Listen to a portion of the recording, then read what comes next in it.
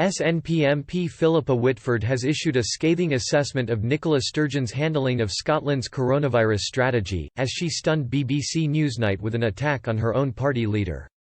SNP MP Philippa Whitford stunned BBC Newsnight host Kirsty Wark with an astonishing rebuke of Nicola Sturgeon's weak leadership on coronavirus.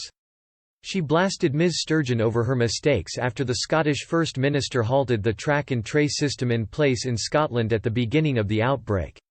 The latest Scottish data on coronavirus deaths climbed by 37 to 2,221, as the Scottish First Minister announced plans to ease lockdown in Scotland.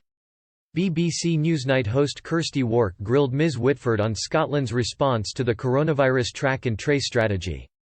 She said, on 12 March, the system changed. There would not be any test track and trace strategy. The procurement of tests was done at the English level, so I understand Scotland couldn't test.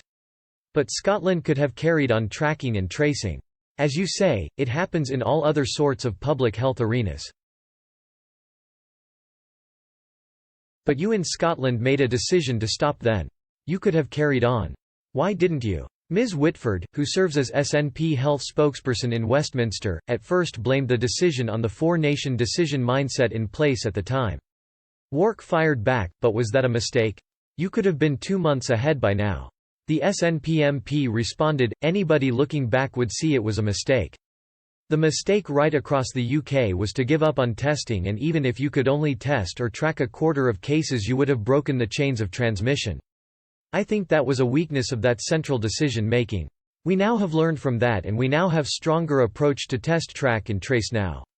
Later in the interview, Ms Whitford criticised Boris Johnson for not putting contact tracing in place before people were sent back to work.